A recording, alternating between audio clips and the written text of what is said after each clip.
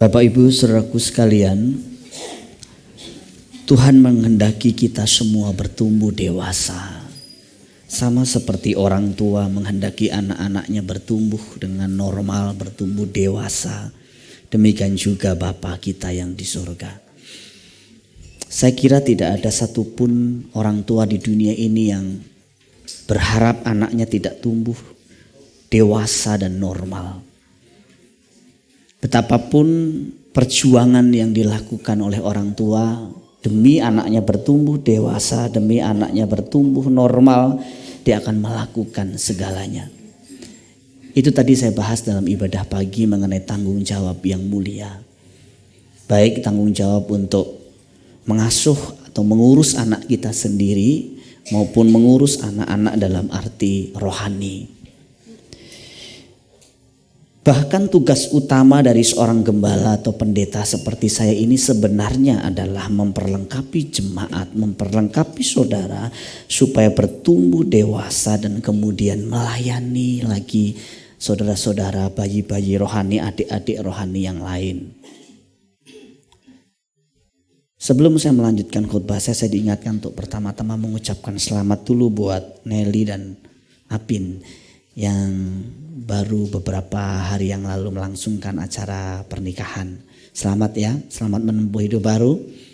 Mungkin yang di dekat-dekatnya bisa kasih salam dulu. Mohon maaf kami tidak bisa hadir ke Bangka. Doa kami yang hadir. Baik, saya lanjutkan kembali bahwa tugas seorang gembala itu mendewasakan jemaat. Ini harus dimengerti juga oleh jemaat.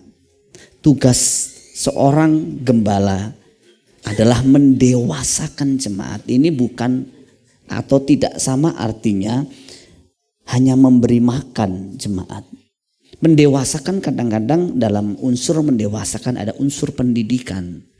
Di dalamnya seorang hamba Tuhan atau seorang gembala seperti saya juga harus mendisiplin jika diperlukan disiplin. Menegur jika diperlukan menegur. Meluruskan jika diperlukan harus meluruskan hal-hal yang bengkok. Jadi gembala tidak bisa kerja sendiri. Dia perlu tim. Di dalam tim tersebut ada rasul, ada nabi, ada guru, ada penginjil. Dan kita kerja tim di sana. Saya tidak bisa kerja sendiri dalam ladang pelayanan yang besar ini. Saya membutuhkan teman-teman. Lalu pertanyaannya, lalu ukuran dewasa itu seperti apa? Atau seperti siapa?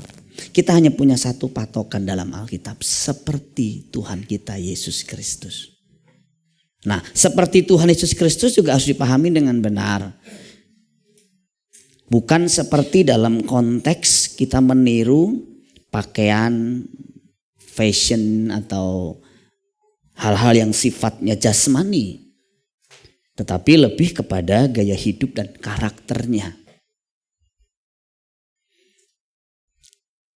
Kalau kita kembali sedikit membicarakan mengenai pembahasan kita tentang hubungan beberapa waktu yang lalu, saya sudah menyampaikan bahwa untuk kita memiliki karakter dewasa atau sempurna seperti Kristus, maka pertama-tama yang harus kita bangun ini adalah pola pikir, kebiasaan-kebiasaan atau gaya hidup kita yang seperti Kristus dulu. Bukan sekedar kita tahu jenis karakter Yesus itu seperti apa, misalnya baik, penuh kasih, disiplin, ramah, mengasihi jiwa-jiwa dan seterusnya. Bukan. Karena mengetahui tentang Yesus itu tidak mengubah apapun. Itu sebabnya kalau pengertian atau pengetahuan seseorang itu hanya sebatas di pengertian atau di pengetahuan, tidak sampai merubah keyakinan dan cara pandangnya terhadap sesuatu, itu tidak punya arti banyak. Itu sebabnya kita jangan heran kalau misalnya orang tahu banyak tentang Yesus, tahu banyak tentang sifat-sifat Yesus, tapi hidupnya jauh dari seperti Yesus. Karena mengetahui saja kita tidak cukup. Kita harus meniru. Yang ditiru apanya? Yang ditiru adalah gaya hidupnya, kebiasaan-kebiasaannya. Untuk kita bisa meniru gaya hidupnya, kita harus belajar dulu gaya hidup Yesus itu seperti apa. Nah, kalau kita mau merubah sifat atau watak kita atau watak seseorang yang harus pertama-tama dirubah itu adalah kebiasaan atau pola pikir, dan kemudian disusul dengan kebiasaan-kebiasaan dan sampai akhirnya berubahlah karakternya. Jadi orang kalau misalnya mau ngerubah, misalnya dia malas gitu, kita serubah dulu cara berpikirnya. Bahwa malas itu dampaknya apa. Kemudian kita bantu dia berubah, meninggalkan kebiasaan malasnya. Misalnya mulai bangun pagi, mengerjakan tugas-tugas dengan deadline waktu yang sudah ditetapkan dengan ketat, tidak menunda, tidak banyak komplain. Nah, sampai akhirnya karena kebiasaan itu kita latih terus menerus, lama-lama kita punya sifat atau punya kebiasaan rajin. Jadi nggak tiba-tiba orang bisa rajin. Itu berlaku untuk semua sisi, saudaraku sekalian. Jadi kita bukan hanya tahu tentang karakter Yesus seperti apa, tetapi kita harus mulai dari mengubah cara pandang kita, pola pikir kita, kebiasaan-kebiasaan kita, gaya hidup kita, dan pada akhirnya akan merubah karakter kita. Nah, kalau kita belajar mengenai sifat orang-orang jahat misalnya, mengapa ada orang-orang jahat? Orang jahat itu karena dia biasa berpikir jahat, biasa berbuat jahat, makanya disebut orang jahat. Karena biasa berpikir jahat, karena dia biasa berbuat jahat, dia jadi orang jahat, punya karakter jahat.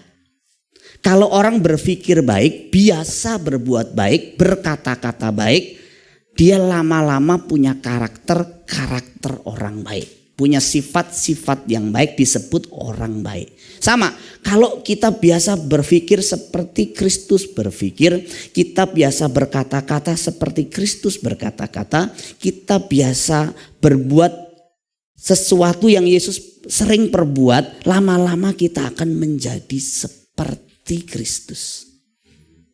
Jadi untuk menjadi seperti Kristus itu sebuah perjuangan, proses mengubah cara berpikir, cara hidup atau kebiasaan, dan lama-lama terbentuklah karakter seperti Kristus. Berapa lama Pak itu? Saya tidak tahu karena masing-masing kita punya PR. Mungkin ada di antara saudara yang merubahnya seumur hidup, mungkin hanya sampai nilainya 10. Mungkin ada yang sampai nilainya 20, ada yang sampai nanti nilainya 100. Tapi masing-masing kita harus berjuang secara maksimal. Alkitab mencatat ada 3 gaya hidup Yesus yang harus kita teladani, harus kita tiru. Yang pertama adalah gaya hidup intim dengan Bapa di surga. Ini yang disebut dengan gaya hidup atau kebiasaan berdoa. Yesus biasa doa di pagi-pagi buta atau malam hari, di saat dia sudah menyelesaikan semua masalah-masalah atau pekerjaannya, dan dia pasti cari tempat yang teduh, yang aman, jauh dari gangguan, dan dia doa. Kadang-kadang sampai semalam-malaman. Mungkin kita berkata, tapi Pak saya capek. Kalau udah malam itu sudah lelah sekali, pengen cuma tidur. Kalau kita mau menjadi seperti Yesus, latihan gaya hidup yang harus kita kembangkan pertama adalah mengembangkan gaya hidup intim dengan Bapa. Di pagi hari atau di malam hari. Ini tidak bisa ditawar Bapak Ibu. Menawar yang satu ini berarti kita menawar sesuatu yang paling esensi di dalam kekristenan. Coba latihan, bangun pagi saudara jam berapa? Sediakan lebih awal 30 menit untuk berdoa. Apa sih susahnya? Lebih awal 30 menit, kalau jam 6 berarti setengah 6. Kalau jam 5 berarti setengah 5. Demikian juga di malam hari ketika kita pulang kerja, mungkin mau istirahat, duduk sebentar baca Alkitab atau saat teduh atau misbah keluarga. Dan jadikan itu sebagai kebiasaan dan gaya hidup. Namanya sudah gaya hidup, itu nanti akan muncul spontan dengan sendirinya, alami. Misalnya pagi hari sebelum kita keluar dari rumah, kita sudah menyediakan waktu dulu. Tapi kadang-kadang karena kesibukan yang luar biasa, kadang-kadang kita sudah kesiangan dan buru-buru jalan. Kita masih punya kesempatan 2 berarti. Di break waktu siang hari atau malam sebelum kita mengakhiri semua aktivitas kita dengan duduk di kaki Tuhan dan berdoa. Sesibuk apapun kita, Tuhan menghendaki kita melakukan ini. Inilah kekuatan kita untuk menghadapi berbagai masalah. Berbagai badai kehidupan yang luar biasa makin hari makin berat. Kemarin kan saya dengar kesaksian dari Komsel Pak Sutri Muda ya. Beratnya beban tanggungan hidup itu makin hari bukan makin ringan, makin berat. Saudara kalau tidak mengandalkan Tuhan, tidak dekat sama Tuhan, saya takut saudara konslet. Serius, saya takut saudara konslet. Tidak ada yang tahu saudara konslet apa tidak. Karena ciri-ciri orang yang konslet dia tidak sadar juga kalau dia konslet. Tapi saya yakin saya kuat, saya tidak bisa menjamin. Saudara sendiri pun kadang tidak sadar bahwa saudara sudah mulai arahnya konslet. Beberapa waktu yang lalu atau semalam atau sore istri saya telepon dengan seseorang yang saya kalau cerita sama teman-teman lama pasti tahu, saya nggak sebut namanya. Dan dalam telepon tersebut saya pas lagi persiapan juga istri saya di samping saya karena obrolannya saya mendengar. Hati saya pecah, hati saya hancur. Dia menceritakan bagaimana dia mengalami satu situasi yang sangat berat, pelik. Bahkan suami juga sudah lama tidak bergereja. Dia juga sudah tidak ke gereja lama dan pernah mengalami gangguan dalam sarafnya. Sehingga dia hampir-hampir lari dari rumah atau bunuh diri. Masalahnya sambil cerita itu sambil kadang-kadang dibarengi dengan senggukan. Saya berpikir kasihan ya. Dia bilang dia bisa cerita dengan istri saya itu juga melegakan. Dia baru ikut Komsel beberapa hari, katanya waktu ikut Komsel itu disambut dengan tepuk tangan. Saking apa? Saking susahnya memasukkan orang ini ke Komsel. Jadi waktu Komsel anggota sel tepuk tangan. Wih. Jangan dibalik ya saudara. Orang udah lama ikut Komsel, tumben lu ikut Komsel. Harusnya kita senang kalau teman kita lama gak ikut Komsel, dia ikut Komsel. Dan dia cerita itu. Dan ceritanya itu melegakan dia. Kita berpikir bahwa kita mampu menanggung sendiri. Jangan, saya sarankan saudara menanggungnya sama Tuhan. Menyerahkan sama Tuhan, ceritalah, nangislah sama Tuhan. Tuhan, aku tidak sanggup, beban ini terlalu berat bagiku. Dan dia akan memberikanku kekuatan yang baru. Itu janji Tuhan. Yang kedua, Yesus dekat dengan para murid. Dengan orang-orang percaya yang dipilih 12 orang, kadang-kadang dengan 70 orang. Yesus punya waktu-waktu untuk bisa share. Untuk bisa berbagi bebannya kadang-kadang dengan 3 orang sahabatnya Petrus, Yohanes, Yakobus. Dan waktu di saat-saat terakhir ketika dia masuk ke satu fase di mana dia akan mati dalam mengalami pengalaman salib yang begitu berat ke Taman Getsemani. Dia sempat ngomong sama murid-muridnya. Mengajak doa lah. Aku berdoa di sini, kamu berdoa di sini ya 1 jam saja kamu berjaga-jaga ya. Tapi ternyata murid-muridnya pun tidak sanggup. Perlu Bapak Ibu kita mendekatkan diri dengan orang-orang percaya juga untuk kita punya komunitas yang menguatkan. Sekali lagi dengan Tuhan itu harus, dengan orang percaya juga harus. Alkitab mengajarkan supaya kita saling membangun, saling menguatkan, saling meneguhkan. Jangan sendiri Bapak Ibu. Kita ini kalau sendiri kita makin lemah. Carilah teman, carilah sahabat. Kalau Bapak Ibu sibuk sekali sampai tidak bisa Komsel minimal, bisa ketemu teman-teman yang bisa diajak ngobrol, sharing, berbagi beban saudara. Jangan ditanggung sendiri, nanti saudara konslet.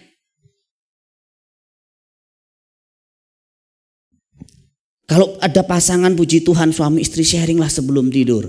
Bagilah beban dengan suami dengan istrimu. Dalam telepon tersebut dia berkata, aduh andaikan suami saya mau ngajak saya makan saja. Mau ngomong 1 patah 2 patah, 1 kalimat 2 kalimat saja saya sudah seneng banget. Tapi suaminya bilang memang sudah saya orangnya begitu. Saya gak bisa kalau ngomong begitu gak bisa. Nah suami-suami dengarkan baik-baik. Istri-istri juga ini berlaku. Penting sekali kita ngobrol sama pasangan kita. Mungkin kita bukan tipe orang yang suka ngobrol. Jadilah pendengar yang baik. Pancinglah pasanganmu bicara. Gimana mah hari ini anak-anak gimana. Wah saya kan sudah kasih rumusnya. Rumusnya sebenarnya sederhana aja kalau suami-suami. Pasang per di leher kita. Udah begini-begini ya. Nah, seneng tuh istri udah. Gitu ya. Nanti istri sudah seger, sudah enak. Tapi jangan karena kita egois kita berpikir capek lah aku mau istirahat. Kita gak tampung keluhan pasangan kita. Mungkin pasangan kita memang mau curhat, mau cerita. Kasih kesempatan deh cerita. Tapi kalau pacaran sih kesempatannya banyak. Ngobrolnya banyak. Nah kalau udah nikah itu saya lihat pelit banget. Ngobrol sama pasangan tuh pelit sekali. Saudara yang ngomong ini juga punya dosa yang sama. Saya termasuk bukan orang yang pintar dalam bicara. Tapi saya berusaha berjuang sebisa mungkin memberi waktu juga untuk pasangan, untuk anak-anak saya. Untuk saya bisa ngobrol dengan mereka. Kadang kalau sama Daryl kami kan ada waktu mentor juga saya sama anak saya sama istri saya. Seminggu sekali kita ketemu ngobrol. Kalau nggak di luar ya di rumah. Kadang-kadang mereka nggak mau di luar, di rumah aja ya di rumah aja kita ngobrol. Teman-teman kamu gimana dek? Nah, Theo juga seperti itu. Dan bukan hanya itu, kami membuat satu konsep untuk ya yang harus betul-betul bertanggung jawab atas keluarga kita ya anggota keluarga itu. Misalnya saya harus betul-betul jadi mentor yang baik buat istri, buat anak-anak saya. Nah, Theo harus jadi mentor buat Daryl. Terlepas nanti punya mentor youth pastor, punya mentor PKS. Tapi di rumah itu konsepnya kita harus jadi mentor bagi anggota keluarga kita dulu. Saya tadi pagi ceritakan, siang saya ceritakan kembali. Sebagian besar saudara karena gak dengar rekaman soalnya. Saya cerita tentang anak saya, Theo. Ini apresiasi saya juga buat Theo, anak saya. Theo ini kan juga dalam beberapa waktu belakangan mengalami banyak masalah di sekolah, di pergaulan. Dan dia bisa saya katakan dia melewatinya dengan baik. Saya memberi apresiasi itu. Dan dia banyak belajar di sana. Dan dia ngelihat adiknya Daryl melewati fase-fase yang berbahaya di mata dia. Seperti misalnya maminya larang jangan mendownload misalnya cerita-cerita anime Jepang gitu misalnya. Daryl itu diam-diam download. Alasannya apa? Alasannya katanya ya dia ngeliat teman-temannya si A, si B di gereja download juga makanya dia ikut. Theo ingetin gak boleh gitu deh kalau mami sudah. Ya kita sebenarnya dimulai dengan percakapan, papi aku mau ngomong. Mau ngomong apa yuk? Besok aja lah pulang sekolah. Ya kalau sekarang bisa sekarang aja kenapa? Nanti aku keluar emosi, energi. Oh, saya juga udah was-was kalau udah begitu. Kalau anak sudah ngomong begitu kan berarti ada masalah nih. Tapi ternyata bukan tentang dirinya, tapi tentang adiknya. Dia memperhatikan adiknya ini kadang-kadang gak sopan jawab orang. Jawabnya ketus, gak sopan. Jawab di SMS atau di WA itu cuman iya, tidak, iya, enggak. Nah, ternyata Theo belajar sesuatu. Gak boleh gitu deh. Gitu. Jadi Daryl sini, saya di sini, maminya di sini, Theo di sini. Jadi Daryl itu seperti pesakitan yang dihakimi. Dia di pojok gitu, di dinding. Kayak merasa bersalah banget. Theo kasih nilai-nilai, saya dengerin, saya apresiasi Theo. Kemudian saya garis bawahi juga. Begitu sayangnya, begitu ya dek. Dia diem aja. Dari sampai akhir diem aja. Sampai akhir pun waktu, ayo sekarang minta maaf mungkin sama Koko. Ya Koko bilang, gak usah minta maaf sama saya lah. Orang gak saya salah kok, gak salah sama Theo kan gitu. Ini kan Theo memberikan satu nilai-nilai dalam satu hubungan keluarga.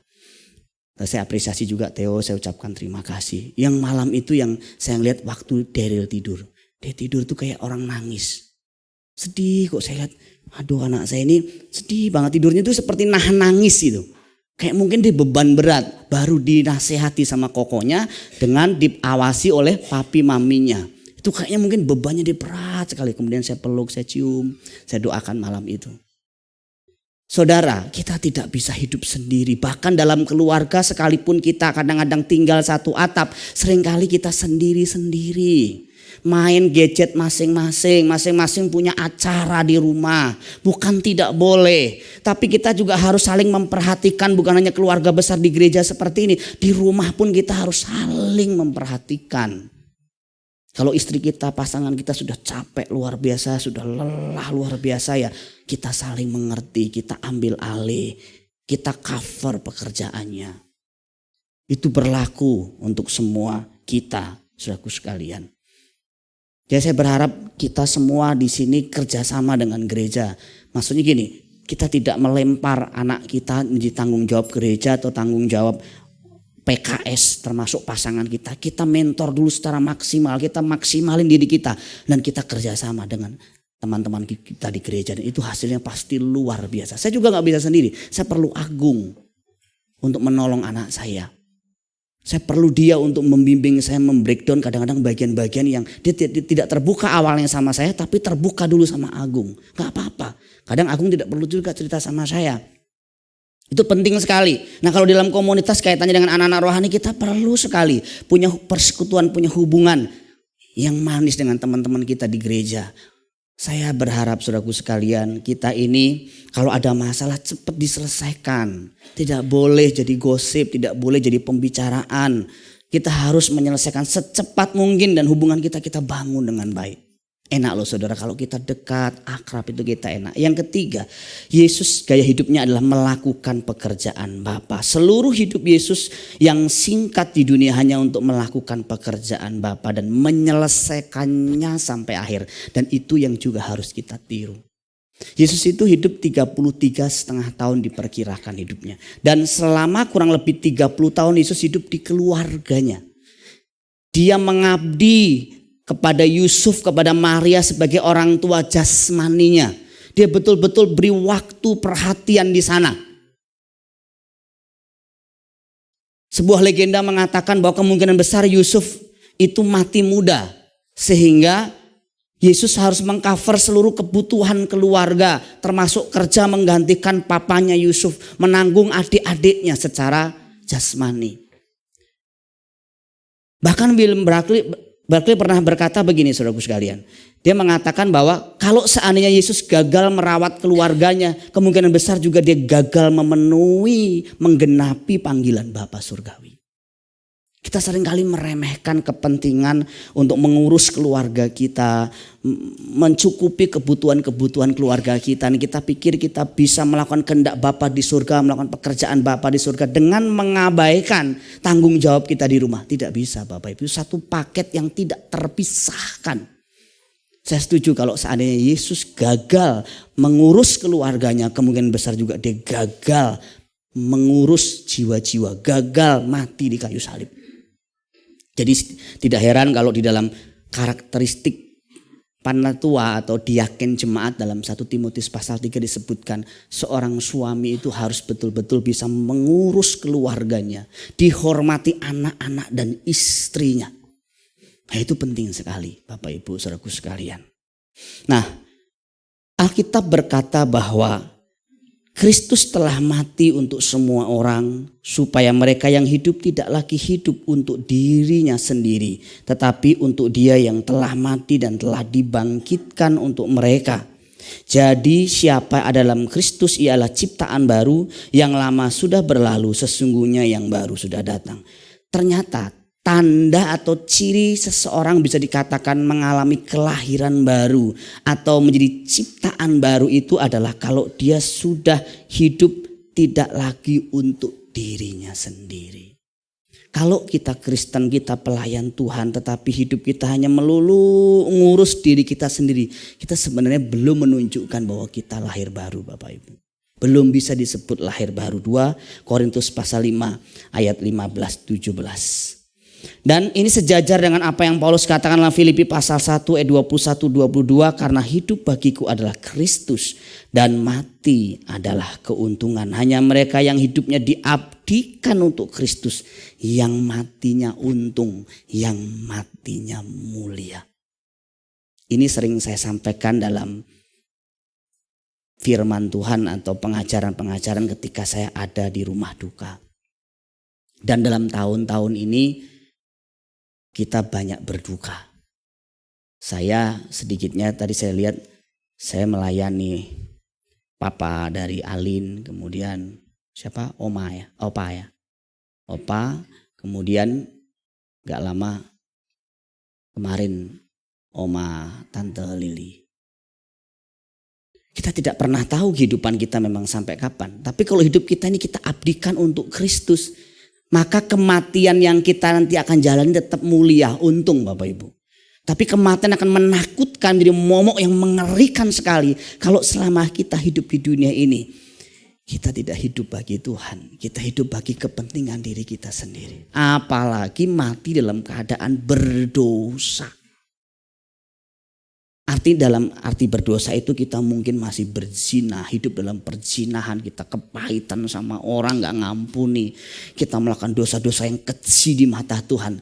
Saya takut Bapak Ibu Saudaraku sekalian, kita seringkali menggampangkan bahwa hidup kita masih lama dan kita berpikir bahwa ya gak apa-apa lah, nanti besok saya bertobat. Kesempatan besok saya bertobat itu tidak ada dan kemudian kita cilaka. Hidup yang tidak diabdikan untuk Tuhan itu cilaka Bapak Ibu. Bahkan Paulus mengatakan, kalau aku tidak memberitakan Injil saja, aku tuh sudah cilaka. 1 Korintus 9 ayat 16. Apalagi aku hidup untuk diriku sendiri, untuk kepentinganku sendiri, hanya mengurus diriku sendiri seumur hidupku. Wah, itu lebih cilaka lagi Bapak Ibu Saudaraku sekalian. Tapi kadang-kadang penghiburan saya itu Bapak Ibu melihat Bapak Ibu Saudara bertumbuh di dalam kebenaran dan juga praktek kebenaran kecil-kecil. Terima kasih, itu membahagiakan, itu menguatkan saya. Saya sebagai seorang hamba Tuhan juga sering lemah Bapak Ibu. Lemah saya itu bukan karena saya tidak punya uang. Lemah saya itu kalau melihat saudara lemah. Saudara tidak berubah dan hidup di dalam dosa. Tidak ada yang lebih melemahkan, mendukakan hati saya dan pasti juga hati Tuhan ketika melihat jemaat hidup di dalam dosa. Dan sebaliknya, seperti Rasul Yohanes pernah sampaikan juga, tidak ada sukacita yang lebih besar selain melihat anak-anakku hidup di dalam kebenaran. Melihat perubahan dinamika saudara, teman-teman, saya juga terhibur walaupun perjuangannya beda-beda ya saudara. Saya tidak selalu tidak ingin melihat sisi-sisi negatif. Saya belajar untuk melihat kelebihan-kelebihan dari anak-anak rohani saya. Si A ini memang beda, si A ini khusus nih begini. Si B ini khusus begini. Kayak saya punya anak 20, enggak di 20, anak saya 2 sih sebenarnya. Anggaplah saya punya anak 20 ini pasti karakternya beda-beda. Si Ricky seperti ini, si Sally seperti ini, si Agung seperti ini, Ios begini, Diki begini, Harry begini, Hendri Akyong begini, Ricky Purwana begini. Ini beda-beda, unik-unik. Tetapi saya mengamati, saya melihat. Contoh lah misalnya, ya Ricky Purwana kan saya ngelihat dari sekolah minggu dulu. Anak ini anak dari sekolah minggu dulu, dari kelas besar, tumbuh. Bahkan saya memantau bukan saja dari sisi kerohaniannya, termasuk keuangannya. Saya diberi kesempatan istimewa dari anak ini, dari masuk fase dia sekolah minggu, dari persembahan dia berikan berapa. Saya masih ingat awal-awal sampai di mana anak ini tumbuh besar sampai sekarang. Dan itu bagi seorang yang memang mengkontribusikan, memang memuridkan, itu satu keindahan, itu hiburannya seorang pendeta. Pak, bukan hiburan pendeta itu diajak ngopi ya Pak, di QQ Pak. Ya itu juga hiburan lah. Lihat flow Randy, itu juga hiburan loh saudara. Banyak perubahan. Dulu saya dengar ceritanya Randy, kalau flow itu tipenya orang yang tidak bisa membaur. Kalau di gereja, pulang dari gereja pasti langsung pulang. Flow mana sih? Wajahnya kok gak kelihatan? Oh di sana ya. Mana Flow? Dulu awal-awal kan Randy cerita kalau Flow tuh orangnya kaku, nggak bisa, kalau dia selesai ibadah pasti langsung pulang, keluarganya memang begitu. Waktu masuk ke SBC harus penyesuaian. Belum lama masuk ke SBC semua kita rame-rame masak ke rumahnya. Wah itu bagi dia juga kaget kan, gitu. Tapi dia mulai bisa mengalami titik balik tertentu. Termasuk cerita-cerita Randy sama Flow menjadi seorang PKS. Oh itu kan perjalanan yang beda sendiri. Waktu jadi jemaat sama jadi PKS beda. Waktu jadi pelayan, jadi PKS, jadi pemimpin dalam kelompok kecil. Waduh itu makan hatinya itu dong banyakan. Makan hati, makan perasaan. Waduh kesel, capek. Dan itu membentuk karakternya sedemikian rupa. Dan saya bisa menyebutkan sekian banyak yang lain juga. Satu persatu tentu tidak akan pernah selesai. Saya melihat perkembangan Pak Joko, Ibu Ani. Sempurna belum, tetapi dinamikanya itu luar biasa. Kadang kalau dengar ceritanya itu saya juga mikir juga gitu. Wah sanggup juga ya Mas Joko melewatinya, Mbak Ani melewatinya. Kalau di Komsel kan pernah cerita ya, Mbak Ani itu dulu sampai berangkat kerja sampai netesin air mata, nangis gitu ya. Nangis kenapa? Karena pergumulan, mungkin berantem sama Mas Joko atau apa gitu kan. Tapi dia melewatinya sampai selesai. Dia tidak menjadi kecewa, tidak meninggalkan Tuhan. Nah sebagai hamba Tuhan kita ketar-ketir juga loh. Oh dia kecewa tinggalin Tuhan gimana ya? Tapi dia bisa melewati. Nah, itu membahagiakan. Melihat perjalanan-perjalanan step by step itu membuat pikiran kita terbuka. Betapa sebenarnya firman yang kita beritakan. Nilai-nilai yang kita beritakan tidak pernah sia-sia. Kadang kalau Eyang cerita itu hati saya sejuk gitu. Biasanya saya sarapan di rumah, makan di rumah, dan kemudian Eyang menceritakan bagaimana dia memahami firman. Kadang-kadang Bu Suwarti juga diceritakan yang baik-baik loh Bu ya, yang baik-baik diceritakan. Itu sesuatu yang membahagiakan. Ketika apa? Ketika melihat perubahan demi perubahan jemaat di dalam memahami firman dan mempraktekkan firman kecil-kecil, nggak gede-gede, nggak balas dendam, menolong tetangga, ngampuni mantu, memaafkan mungkin teman yang menyakiti dia. Ini hal-hal kecil tetapi kelihatan begitu indah ketika kita menjadi saksi langsung perjuangan orang-orang ini. Dulu tuh Pak, kalau saya sudah bunuh orang itu Pak. Saya sudah bunuh itu orang. Tapi sekarang apalagi ceritanya Mas Iwan itu spektakuler. Kalau di Komsel dia cerita tuh tahapan-tahapannya sampai dia mengalami fase-fase itu. Saya juga menyaksikan, dan itu perlu Bapak Ibu Saudaraku sekalian, itu penting sekali. Kita perlu bahu-membahu tolong-menolong sampai kita ini keluar dari area-area yang mengikat kita. Nah, kita tadi belajar mengenai 3 hal yang dilakukan menjadi gaya hidup Kristus, dan kemudian yang kita bahas berikutnya adalah bahwa hidup kita ini sebenarnya bukan tentang diri kita Bapak Ibu. Betapapun kita ini hebat, betapapun kita ini punya segala prestasi, saya mau sampaikan bahwa hidup kita ini sebenarnya hanya titipan, hanya sementara. Kalau kita dikasih kesempatan 70 tahun puji Tuhan. Tapi rata-rata Bapak Ibu sekarang tidak 70 tahun. 40, 30, 50 sudah diambil titipannya. Nyawanya sudah diambil. Jadi kalau hidup kita ini cuma sementara, bukan tentang kita, lalu tentang siapa? Tentang dia sebenarnya. Artinya begini, kita nikah itu untuk apa sih? Kalau kita nikah juga untuk dia. Kita kerja, kita punya uang banyak sebenarnya juga untuk dia. Kita melayani juga untuk dia, tentang dia semua. Andaikan kita punya segala hal yang kita anggap misalnya kekayaan, itu juga sebenarnya harus kita kembalikan lagi untuk kemuliaannya. Bukan tentang kita. Nah orang gak mengerti di sini Bapak Ibu.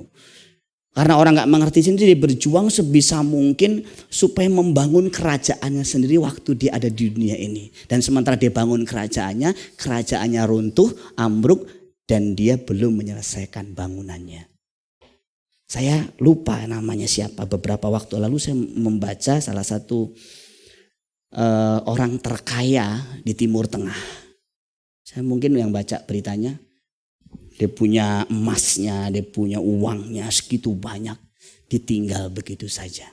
Saya nggak mengatakan bahwa kita tidak boleh kaya atau kita tidak boleh kerja keras untuk mengumpulkan harta. Tapi kita juga harus waspada bahwa hidup kita ini sebenarnya sementara Bapak Ibu. Kita harus mengerti bahwa kehidupan Kristen yang benar bukan tentang apa yang bisa saya dapatkan atau saya bisa peroleh dari Tuhan ataupun dari komunitas gereja. Tetapi apa yang bisa saya berikan bagi orang lain. Kita sudah harus mulai mengubah konsep kita. Kalau sudah jadi Kristen, sudah ikut Yesus sudah lama, kita serubah. Hidup ini bukan tentang apa yang saya peroleh lagi, tapi apa ya Tuhan yang aku bisa berikan untuk pekerjaan Allah, untuk sesamaku, untuk pasanganku, untuk orang-orang yang aku jumpai di depan mataku. Hidup ini bukan tentang apa yang aman dan nyaman yang kita lakukan, tapi apa yang benar dan berkenan. Nah kalau aman tuh gini Bapak Ibu. Supaya kita nggak konflik, supaya kita nggak rugi, supaya kita ngadapin masalah, kita nggak berbuat apa-apa, itu cari aman. Hidup kita nggak boleh cari aman Bapak Ibu, harus cari benar, cari berkenan. Kalau cari aman saya nggak mau jadi gembala model begini Bapak Ibu. Ini nggak aman, kehidupan seperti ini nggak aman, ini beresiko tinggi Bapak Ibu. Bapak Ibu Saudara, ada orang-orang di antara kita ini yang betul-betul sudah menyerahkan hidupnya mungkin atau sudah sedang berjuang untuk tidak cari aman, tidak cari nyaman, tapi cari berkenan di hadapan Tuhan. Geliatnya mulai kelihatan, saya bisa ngelihat itu. Perjuangan mereka sudah tidak lagi mencari kenyamanan, tapi mencari perkenan Tuhan. Kadang-kadang gak tega juga sih ngelihat perjuangan-perjuangan mereka. Kadang-kadang kalau bisa nolong, apa yang saya bisa bantu ya, apa yang saya bisa tolong gitu. Hidup ini bukan tentang apa yang minimum yang bisa saya berikan atau bisa saya kerjakan. Tetapi apa yang maksimum yang bisa saya kerjakan untuk sesamaku. Ya Pak, sedikit mungkin nanti saya bisa berbuat sesuatu lah Pak. Bukan sesedikit mungkin. Sebanyak mungkin yang kita bisa kerjakan lewat situasi kita yang beda dengan orang lain. Saya kasih contoh Bapak Ibu. Saya tidak pernah menuntut Bapak Ibu sama yang lain. Tidak pernah. Saya tahu persis masing-masing punya perjuangan situasi yang beda-beda. Baik dalam hal memberi uang kepada pekerjaan Tuhan. Baik dalam hal memberi waktu. Baik dalam hal yang lain-lain. Saya bisa memahami, saya belajar untuk memahami. Bahwa orang-orang tertentu dengan situasi tertentu. Dia melakukan hal-hal tertentu itu sudah pengorbanan yang luar biasa. Dan saya mengerti itu. Kenapa? Karena untuk wilayah dia, area dia itu sudah maksimum. Sama seperti seorang janda yang memberi 2 peser itu sudah maksimum diberikan. Itu hanya 1.500 sampai 1.700 kalau dirupiahkan zaman sekarang. Tapi itu maksimum yang ia bisa berikan. Nah, kalau saudara sibuk luar biasa, saya lihat, saya perhatiin saudara sibuk luar biasa. Saya nggak akan mungkin tuntut saudara seperti orang yang punya waktu banyak. Tapi saudara bisa memaksimalkan diri memberi untuk pekerjaannya, waktu-waktu dengan dia, dengan keluarga, dan apapun itu dalam bentuk maksimum. Misalnya, kalau saudara untuk pekerjaan Tuhan ini hanya bisa memberi misalnya 100.000 dalam 1 bulan. Kalau itu maksimum, ya lakukan secara keuangan. Gak apa-apa, dan Tuhan pasti ngelihat hatimu. Saya gak bisa ngelihat, Tuhan pasti ngelihat. Jadi sekecil apapun pemberianmu itu pasti berharga di mata Tuhan. Itu kalau uang. Kalau waktu mungkin sudah bisa asyar setahun sekali saja. Asyar setahun sekali. Itu sudah berharga bagi ladang pekerjaan Allah. Jadi gak ada sebenarnya yang betul-betul kita ini sama dengan yang lain. Masing-masing itu beda sekali. Beberapa waktu lalu saya ceritakan bahwa saya harus menolak juga jabatan di BPD dan di BBH. Saya bahkan sudah dimasukkan di grup bersama dengan Pak Gilbert. Saya bilang, mohon maaf saya menolak. Tolong keluarkan saya dari grup. Saya ingin fokus melayani jemaat lokal dulu. Belum ada teman-teman di lokal yang siap saya lepas. Karena kalau sudah saya masuk ke pekerjaan itu Bapak Ibu, itu bahkan dicari oleh banyak orang di kepemimpinan GBI. Itu artinya saya akan fokus di sana 20% mungkin waktu saya di lokal. Dan itu menyita energi, waktu, mungkin juga uang saya sedemikian rupa. Sampai saya tidak lagi punya waktu-waktu untuk jemaat. Bahkan khotbah-khotbah saya saya bilang, selain minggu keempat, saya tidak menerima pelayanan keluar. Kalau misalnya pun yang khotbah bukan saya memilih untuk duduk dan mendengar teman khotbah, saya mengevaluasi. Kalau ada sesekali saya menerima itu karena dalam kondisi terdesak orang tersebut dan dia teman atau sahabat dan memang ada orang dalam yang bisa menggantikan posisi saya. Kita juga harus begitu Bapak Ibu Saudaraku sekalian. Ayo dengan talenta, dengan situasi Bapak Ibu yang serba mepet, terpepet sono sini, berikan yang maksimal. Tadi pagi saya lihat Mas Aris itu datang sebelum saya datang. Mas Aris ada gak tadi ya? Sebelum saya datang, saya apresiasi tadi. Saya bilang, tapi kalah sama Mas Joko sama Mbak Hani, saya bilang. Karena Mas Joko Mbak Hani udah duluan di sini pasti. Tapi saya apresiasi, kenapa? Karena nanti sebentar lagi Mas Aris itu harus jalan loh. Keluar kota kalau gak salah ya. Itu suatu perjuangan yang luar biasa. Bagi saya itu perjuangan luar biasa. Termasuk Sugi hari ini ya. Nah, Sugi, nggak tahu nih, mungkin penatnya, capeknya. Ya kadang-kadang memang saya berharap sih Bapak Ibu Saudaraku sekalian. Ya kadang-kadang kita kompak dalam acara-acara tertentu, tapi saya juga ngerti situasinya. Ada dari antara saudara, saya nggak sebut nama lah, dia WA saya disumbang satu orang dan dibilang bahwa dalam kondisi yang memang keuangannya lagi susah, jadi hanya bisa memberi segitu. Bagi saya nggak soal nilainya. Ketika dia mengambil satu kontribusi yang nyata, lihat beban pekerjaan Tuhan, lihat jiwa-jiwa perlu ditolong dan langsung bereaksi, itu jauh lebih penting. Maklum nilainya nggak terlalu besar mungkin, tetapi itu banyak sekali menolong. Dan itulah latihan kita mulai nanti mengerti hati Bapa dan mengerjakan proyek-proyek Bapa surgawi di dunia ini. Kalau nggak mulai dari situ nggak bisa Bapak Ibu. Kalau kita tidak intim dengan Bapa di surga, jangan-jangan bukan proyek Bapa yang kita kerjakan, proyek kita sendiri, proyek ego kita sendiri.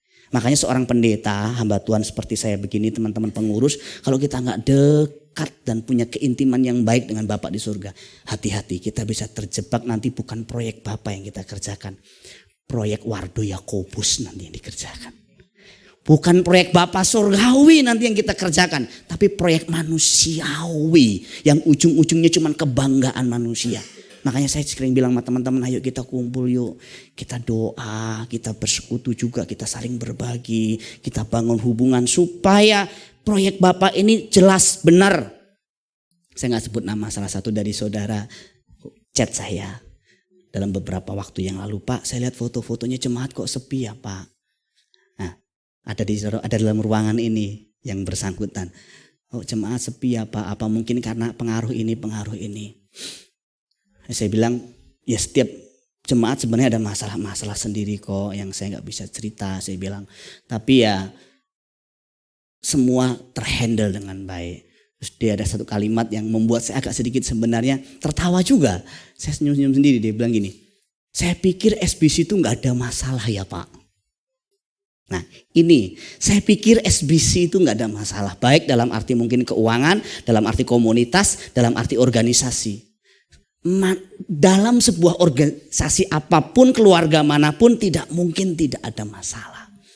Sepasang suami istri saja dengan satu anak saja itu masalah terus Bapak Ibu.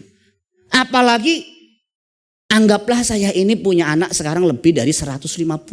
Kalau digabung sekarang jemaat kita plus adik-adik kita yang kecil, anaknya Daud sama Wita mungkin dimasukkan juga kali, sudah mulai anggota jemaat. Ntar lagi anaknya Ricky sama Debbie dimasukkan. Kalau dihitung-hitung kita sudah 170 lebih jemaat kita. Berarti kita harus bisa mengayomi, kita harus bisa merangkul, merawat sekian banyak orang dan tidak mungkin tidak ada masalah. Tetapi kalau masalah diselesaikan dengan baik, kita akan bertumbuh semakin akrab Bapak Ibu. Kalau masalah gak diselesaikan dengan baik, kita pahit, kita kecewa, kita mundur, kita menyerah.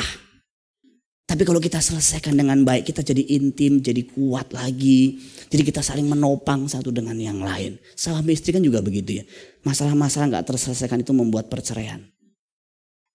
Membuat suasana dingin dalam hubungan suami istri dan hubungan keluarga. Sekecil apapun masalah itu cepat selesaikan.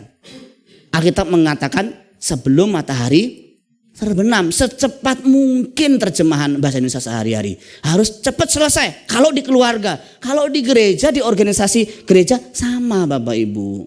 Cepatlah selesaikan. Saya mungkin ada salah Bapak Ibu, kan saya gak tahu juga. Saya ini manusia biasa yang kadang mungkin keceplosan, kelupaan, dan yang lain-lain. Ada keceplosan, kelupaan, apalagi Bapak Ibu. Saya menyadari saya salah, tolong maafkan saya dan temui saya pribadi, sampaikan keluh kesah saudara. Yuk kita bangun hubungan lebih baik. Karena kita tidak bisa melangkah nanti untuk melakukan pekerjaan-pekerjaan Bapa di surga kalau wilayah-wilayah basic ini kita tidak lakukan. Saya tutup khotbah saya sebelum nanti minggu depan kita akan membahas di bagian kedua dengan Yohanes 14 ayat 12. Aku berkata kepadamu, sesungguhnya barang siapa percaya kepadaku, ia akan melakukan juga pekerjaan-pekerjaan yang aku lakukan. Bahkan pekerjaan-pekerjaan yang lebih besar daripada itu. Sebab aku pergi kepada Bapa. Kalau kita percaya, kita yakin Yesus adalah Tuhan dan Juru Selamat kita, majikan agung kita, kita akan melakukan apa yang pernah ia lakukan. Tapi sebelum kita masuk ke wilayah-wilayah yang mungkin dikatakan besar, agung dan mulia, Kita mulai dari hal sederhana, gaya hidupnya kita contoh dulu. Kita belajar dekat sama Bapa di surga. Kita berkomunitas dengan orang-orang percaya. Kemudian kita punya beban, kita punya hati. Kita ambil bagian sekecil mungkin yang kita bisa ambil di dalam ladang pekerjaan Tuhan.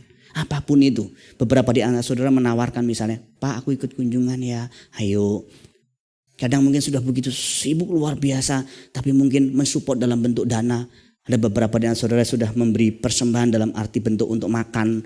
Mungkin kadang sudah beberapa hari berapa minggu nggak ada makan kali ya Bapak Ibu ya, nggak ada makan. Terus kemudian ada yang terbeban untuk memberikan persembahan makan. Silakan apapun itu. Tapi mungkin siapa tahu terbeban, Pak saya mau beli 5 ruko ya Pak. Oh silakan juga. Puji Tuhan kita terima. Tapi saya tahu juga Bapak Ibu belum mampu melakukan itu, jadi gak apa-apa. Saya juga tidak mengharapkan itu terjadi secara instan dan mistis. Saya mau alami seperti saya punya anak-anak saya, Daryl, Theo. Saya gak tuntut mereka, Daryl beliin papi mobil, Theo beliin papi rumah. Kan gak bisa gitu. Tapi saya yakin suatu hari Daryl, Theo akan bekerja. Dan kemudian dia punya pemasukan. Dan dia mungkin akan belikan saya mobil atau belikan saya rumah. Seperti itulah kira-kira rumah Tuhan. Suatu hari Bapak Ibu bekerja, punya penghasilan yang cukup, ruangannya sudah gak muat. Bapak Ibu saling berpikir satu sama lain bilang ini, rumah kita terlalu sempit ini. Ruang sekolah minggu kita juga sempit, sudah pengap nih. WC kita kotor, sempit juga, jelek. Kamar mandi kita kayaknya mesti dirubah. Kayaknya gedung 1 gak cukup, mesti 2. Silahkan suruh pikirkan sendiri. Proyek itu suruh pikirkan sambil berdoa, bergumul dan kemudian salurkan apa yang menjadi kerinduan saudara bagi pekerjaan Allah. Dan Tuhan pasti menyertai saudara semua. Amin.